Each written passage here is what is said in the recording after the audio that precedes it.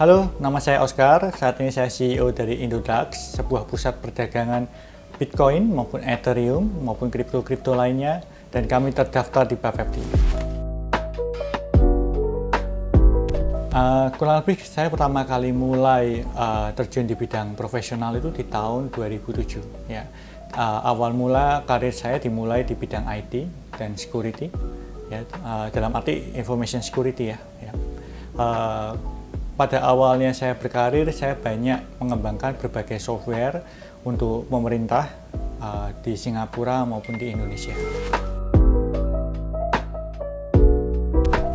Berangkat dari pengalaman saya yang lebih banyak di bidang IT, makanya kemudian saya terekspos oleh yang namanya teknologi blockchain. Teknologi ini menurut saya luar biasa banget, makanya kita kemudian mengadakan leap of faith. Kita meninggalkan industri kita sebelumnya, kita fokus ke dalam industri exchange yang kita bangun ini. Saya mengenal Bitcoin justru dari partner saya, yaitu William Sutanto, yang saat ini sebagai CTO dari Indodax. Beliau mengenalkan saya tentang apa itu Bitcoin dan inovasinya di bidang blockchain ini. Ya, pada awalnya justru saya ini sangat skeptis. Ya, saya merasa kurang percaya karena saya melihat bagaimana sejarah e-money yang dulu berbasiskan emas, contohnya adalah Igut atau bahkan Liberty Reserve, itu mengalami suatu gangguan ya, karena sistem sentralisasinya. Karena dulu pada awalnya saya mengenal Bitcoin, saya pikir Bitcoin itu sama seperti mereka. Ya, ternyata setelah saya pelajari, blockchain sama sekali berbeda dengan sistem sentralisasi, dan itu membuat nilai plus yang menurut saya membedakan dengan semua sistem keuangan sentralisasi yang ada. Visi misi Indodax adalah kita berusaha menjadi exchange yang terpercaya dan terbesar di Indonesia. Ya, visi kita cukup sederhana, tapi kita tahu untuk mewujudkan hal itu kita perlu melakukan banyak hal. Ya. Salah satunya adalah kita harus terus berinovasi dan menjaga kepercayaan para trader kita. Salah satu hal yang unik dari Indodax adalah Indodax sejak tahun pertama beroperasi hingga sekarang, setiap tahunnya kita terus melakukan perubahan. Ya. Untuk member-member kita yang sudah mengikuti kita dari tahun 2013 silam pasti merasa setiap tahun ada inovasi besar yang dilakukan di Indodax. Ya. Bahkan setiap bulannya kita terus melaunching beberapa fitur baru, ya, baik yang kelihatan maupun yang terjadi di background proses ya. Karena kita terus berusaha untuk memberikan yang terbaik buat para trader kita. Keseharian saya, perkataan CEO di startup itu sangat menarik ya, karena kalau CEO di perusahaan corporate kan Chief Executive Officer ya, sedangkan kalau di startup itu kan Chief Everything Officer. Betul. Ya, tapi saya sangat bersyukur sekarang saya memiliki tim yang luar biasa. Ya, kita memiliki tim 200 orang, sehingga sekarang saya mulai beralih tidak lagi everything nih. Ya. Sehari-hari saat ini saya lebih berfokus untuk melakukan QC maupun melakukan hal-hal yang lebih strategis ya, bersifat makro di perusahaan. Salah satunya misalnya melihat arah perusahaan kemana, kemudian menentukan bagaimana perkembangan Indodax ke depan. Konsen utamanya adalah kepuasan customer kita, karena kita tahu Indodax ini bisa berkembang sebesar ini bukan karena kita, tapi karena para member. Oleh karena itu setiap kali ada keluhan dari para member, itu yang pertama kali kita address dengan sangat serius. Ya, tapi kita menyadari sebagai sebuah startup kita mempunyai banyak kelemahan. Salah satu kelemahannya mungkin adalah di infrastruktur kita yang harus terus kita tingkatkan, baik secara infrastruktur IT, infrastruktur customer service, yang lagi terus kita scale up nih. Ya, makanya tim penambahan kita percaya tim kita akan terus bertambah dengan sangat cepat. Mungkin saat ini kita punya tim 200 orang, mungkin kedepannya kita akan jauh lebih banyak lagi dengan tujuan untuk memberikan kepuasan kepada para member kita. Pada saat terjadi maintenance, sebenarnya yang terjadi adalah karena tingginya traffic yang ada di platform Indodax, dan tingginya traffic itu kan bukan terjadi secara datar ya, tapi terjadinya secara tiba-tiba. Nah, biasanya pada saat terjadi tiba-tiba ada dua hal yang akan terjadi.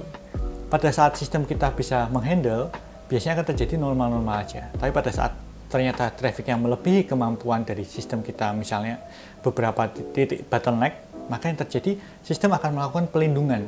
Nah, ya, secara otomatis akan terjadi pelindungan untuk memastikan keamanan dari fund dana customer kami terlindungi dengan baik. Ya, dan di satu sisi tim IT akan segera melakukan perbaikan untuk meningkatkan bottleneck-nya. Ya, karena software IT itu kan bukan sesimpel software exchange itu nggak sesimpel software IT pada umumnya. Ya, jadi banyak percabangan-percabangan di mana pada saat terjadi bottleneck kita harus memastikan bottleneck itu teratasi dulu sebelum sistem itu kembali up. Biarpun secara gosipnya ada maintenance di sini di sana, tapi sebenarnya kalau kita lihat uptime daripada Indodax, uptime kita itu masih di atas 99,8%. Kita lagi berusaha untuk meningkatkan uptime kita menjadi 99,9% atau bahkan 100%.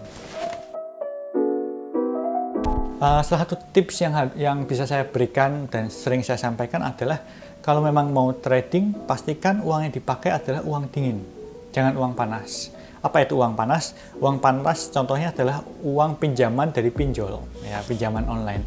Itu pantangan terbesar pada saat melakukan trading. Ya.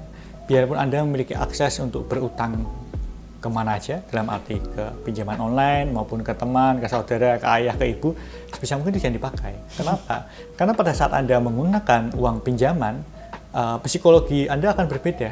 Ya. Anda akan lebih mudah cemas, lebih mudah takut dalam mengambil keputusan.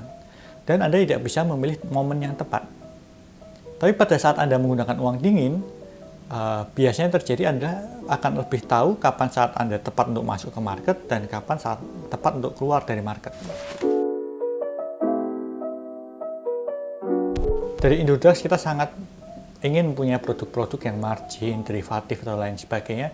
Tapi tantangan terbesar yang ada di Indonesia ini untuk produk-produk tersebut adalah regulator.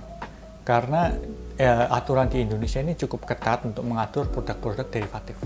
Saya kira belum dalam waktu dekat kalau secara dari Indodax, tapi kita akan terus berusaha. Ya, kuncinya ada di regulator. Itu salah satu hal yang sama sih. Ya, Trust One itu di Indonesia juga regulatornya cukup ketat. Ya, dari Indodax kita pada dasarnya kita sudah mempelajari bagaimana perkembangan industri kripto. Dan kita ingin mengarah ke banyak hal.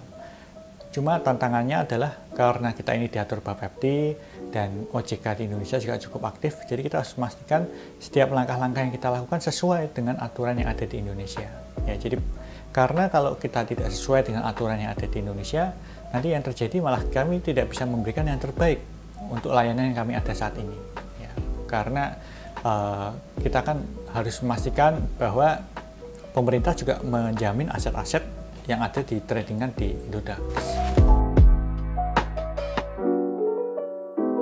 Kalau biasanya saya ditanya top 3 kripto pilihan saya, biasanya saya akan langsung agak mundur di pertanyaan ini ya, tapi saya berusaha menjawab deh. Kalau yang top 1-nya kan pasti semua tahu ya, pasti Bitcoin nih. Ya, top 2-nya pasti semua juga tahu nih, pasti Ethereum ya. Itu kan jawaban paling aman ya. Kalau ditanya top 3-nya, biasanya saya akan deg-degan gitu. Oke, deg-degan nggak nih Pak sekarang? Saya akan tetap menjawab nih. Oke. Top 3 kalau menurut saya, pertama Bitcoin, kedua Ethereum, yang ketiga USDT. Kenapa USDT? Karena kita harus tahu semua stablecoin US dollar saat ini, bukan cuma USDT ya, kita juga bicara USDC, lain sebagainya, itu adalah pintu masuk untuk mengakses semua berbagai token kripto yang lain. Ya. Pada saat kita mau trading kripto yang lain, ya kita perlu menggunakan berbagai stablecoin untuk mendapatkan akses ke token tersebut. Ya, jadi itu merupakan bridging paling mudah untuk digunakan. Untuk yang mau trading, silahkan klik link di bawah ini atau mengakses melalui indodax.com. Terima kasih. Koin investasi, aset masa kini, kaya masa depan.